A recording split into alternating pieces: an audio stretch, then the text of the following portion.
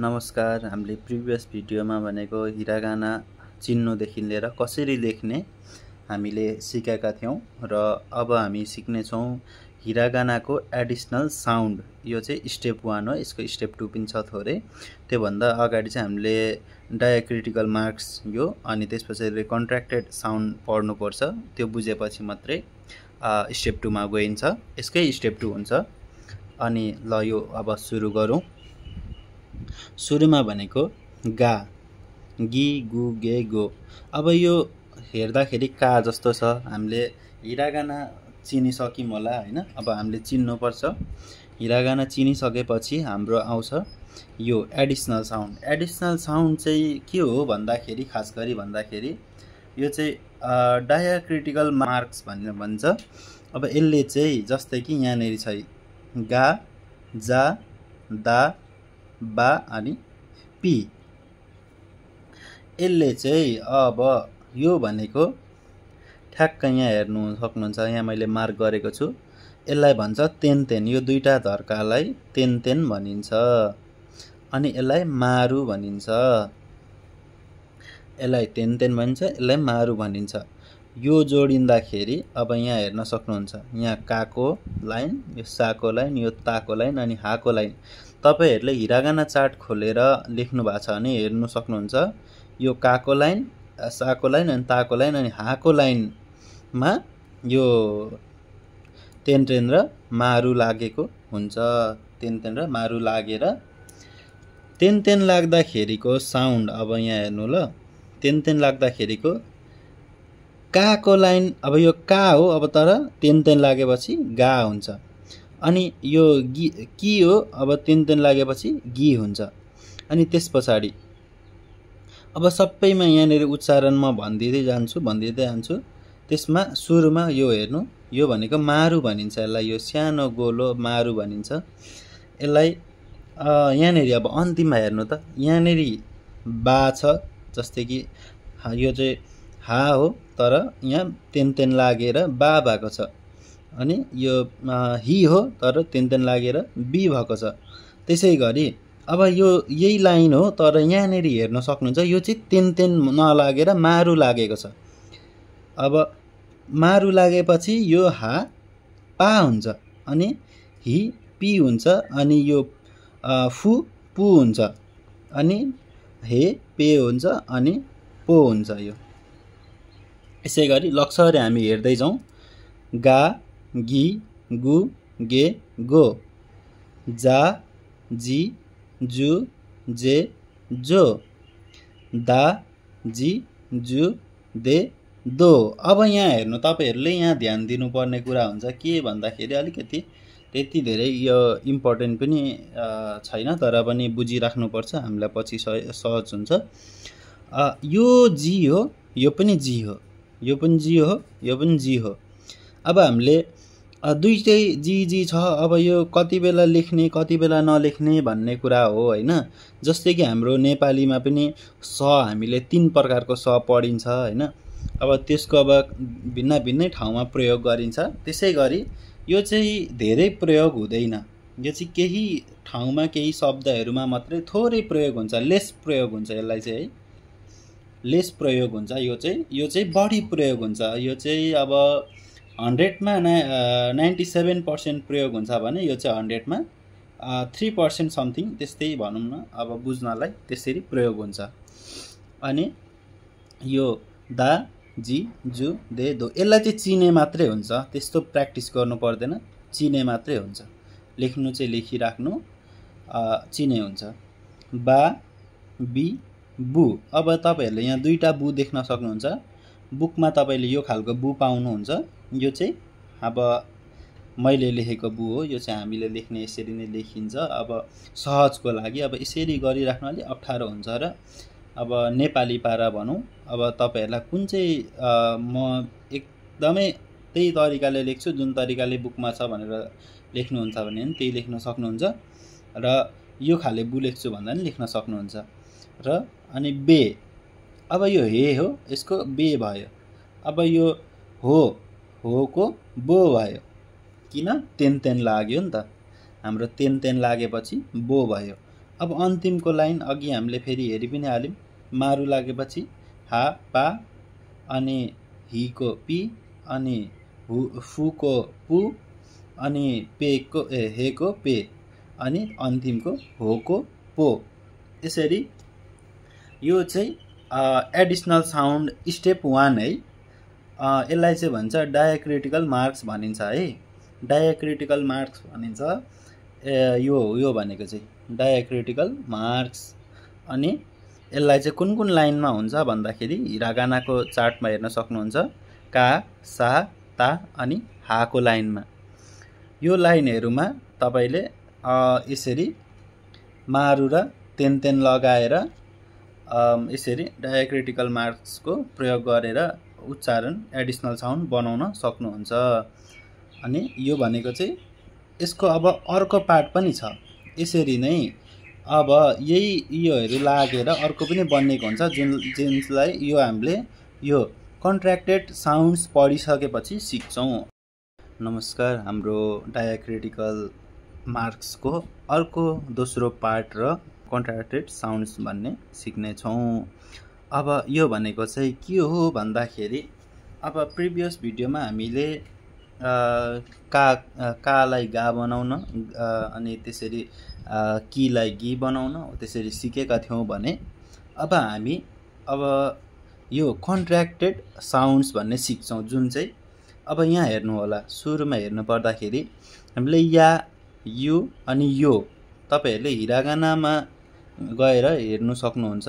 नाममा गएर हेर्दाखेरि या, यु अनि यो, यसलाई चाहिँ सानो स्मल सानो या, यु, यो, सानो या, यु, यो जोडेर जुन चाहिँ इक्जाम्पल सी, यो सी भयो भने अब सी प्लस या, सानो या, यो चाहिँ सानो यालाई जापानिजमा चाहिँ चिसाई भन्छ है। सानोलाई चाहिँ है चिसाई या भन्छ हैन। अब अनि यो दुईटा जोड्दा चाहिँ यहाँनेर हेर्नुस् सी अनि या, सानो या हो यो चाहिँ। यो सी प्लस या जोड्दाखेरि स्या हुन्छ, स्या स्या। अब तपाईहरुलाई सी प्लस या गर्दाखेरि सिया हुनुपर्ने हैन। ठुलो या लेख्दा चाहिँ सी प्लस या गर्दाखेरि सिया हुन्छ, सिया हुन्छ। तर यो चाहिँ सा सा भनेर यसरी उच्चारण सानो या लागेपछि आदि हुन्छ, आदि। सिया हुन्थ्यो भने स्या मात्रै हुन्छ, स्या मात्रै हुन्छ। यसरी आदि मात्र हुन्छ। यति बुझिसकेपछि अब हामी यो कन्ट्र्याक्टेड साउन्ड्समा कतिवटा चाहिँ कतिसम्म चाहिँ कतिवटा चाहिँ छ भन्ने कुरा हामी पढ्नुपर्छ। अब हामीले तपाईहरुले अब हिरागाना चार्ट खोलेर हेर्दाखेरि ईको लाइन अब बुकमा यसरी हुन्छ, सिधा हुन्छ। ईको लाइन माथिबाट तल हेर्न सक्नुहुन्छ, काको सेकेन्डको लाइन अनि यो की, सी, ची, नि, हि, मी अनि री लक्ष्य सिधै हेर्न सक्नुहुन्छ। 7 वटालाई चाहिँ यो स्मल या, यु, योले फलो गर्छ है त। अब मजाले बुझ्नु होला। यहाँबाट हामी अगाडि बढ्छौं। अब यो सानो याले कसलाई फलो गर्ने भयो? हाम्रो यो ईको लाइनलाई फलो गर्ने भयो, जुन चाहिँ 7 वटा छ। अनि अब हामी मेन टपिकमा अब यहाँबाट हेर्न सक्नुहुन्छ तपाईहरु। अब की या, की प्लस सानो या गर्दाखेरि क्या भयो, क्या। अब तपाईहरुले ठुलो या भएको किया हुन्थ्यो, तर यो चाहिँ क्या भयो। अब सेकेन्डमा हेर्नु, यहाँ की छ अनि सानो यु छ, यो भनेको क्यु, क्यु, क्यु भयो। अब ठुलो यु भएको भए क्यु हुन्थ्यो, कियु हुन्थ्यो, तर यो क्यु, क्यु हो। अनि यो क्यो, क्यो, की प्लस ठुलो यो भएको भए कियो हुन्थ्यो, तर यो सानो यो छ, त्यसको कारणले क्यो हुन्छ, क्यो, क्यो। अर्को भनेको सी प्लस या, चिसाई या, सानो या भनिन्छ। स्या, स्यु, स्यो, स्या, स्यु, स्यो। अनि ची प्लस सानो या, यो लगाउँदाखेरि च्या, च्यु, च्यो, च्या, च्यु, च्यो। अनि अर्को भनेको न्या नि प्लस या सानो या लगाउँदाखेरि न्या अनि नि प्लस सानो यु लगाउँदाखेरि न्यु न्यु अनि नि प्लस सानो यो जोड्दाखेरि न्यो न्यो न्यो हुन्छ। अनि हि प्लस या जोड्दाखेरि या या या हुन्छ। अनि अर्को भनेको हि प्लस यु जोड्दाखेरि ह्यु ह्यु हुन्छ। जस्तै कि अब यसलाई ठुलो या भएको हिया हुन्थ्यो अनि हियु हुन्थ्यो, तर यो सानो या भएकोले अब कन्ट्र्याक्टेड साउन्ड्स भएकोले गर्दाखेरि या ह्यु ह्यो ह्यो ह्यो ह्यो आदि हुन्छ है। अनि म्या अब यो मी प्लस या सानो या जोड्दाखेरि म्या, मी प्लस सानो यु जोड्दाखेरि म्यु अनि म्यो म्या म्यो म्यो। अनि यो रि प्लस या रि प्लस यु अनि रि प्लस यो जोड्दाखेरि र्या र्यु र्यो र्या र्यु र्यो हुन्छ। अब हामीले एकचोटि लक्सरै माथिदेखि तलसम्म पढ्नुपर्छ। क्या क्यु क्यो, स्या स्यु स्यो, च्या च्यु च्यो, न्या न्यु न्यो, ह्या ह्यु ह्यो, म्या म्यु म्यो, र्या र्यु र्यो। अब हामीले यो कन्ट्र्याक्टेड साउन्ड्स हामीले कम्प्लिट गर्यौं। अब अर्को भनेको हाम्रो सेकेन्डमा भनेको हामीले अघिल्लो भिडियोमा हामीले स्टेप 1 सिकेको थियौं। स्टेप 1 सिकेको थियौं, यो चाहिँ स्टेप 2 हो। अब किनकि यो भन्दा सुरुमा स्टेप 1 त्यो थियो भने यो किन सिकाउनु भयो भन्ने प्रश्न पनि आउन सक्छ तपाईहरुको बिचमा। तर यो चाहिँ किन भन्दाखेरि अब यहाँ हेर्न सक्नुहुन्छ यहाँको सानो सानो अक्षर पनि यहाँ जोडिएको छ र हामीले सुरुमा जुन चाहिँ डायक्रिटिकल मार्क्स भन्ने पढेको थियौं, जुन चाहिँ तेन लागेर बनेको थियो, यो डायक्रिटिकल मार्क्स पनि छ र सानो अक्षर पनि जोडिएको छ। त्यसैले हामीले यो चाहिँ सुरुमा सिक्नुपर्ने कुरा हुन्छ र त्यसपछि यो सिक्नुपर्ने कुरा हुन्छ, जुन चाहिँ एकदमै आवश्यक हुन्छ। अब सुरु गर्नुपर्छ है त। अब यही फलो गर्नुपर्छ, यही हो। अब तपाईले सुरुमा हेर्न सक्नुहुन्छ डायक्रिटिकल मार्क्समा जुन चाहिँ तेन लागेकोमा एडिसनल साउन्ड्समा हेर्नु भएको थियो भने अब यहाँनेर हेर्नुहुन्छ गी। अब यो चाहिँ यो मात्र की हो। अब कीमा यहाँ हेर्न सक्नुहुन्छ तेन लागेको छ, यसले गर्दाखेरि यो गी भयो। यो इफ अलरेडी गी छ भने अब यसमा या जोड्दाखेरि के भयो त? यो भयो ग्या ग्या ग्या।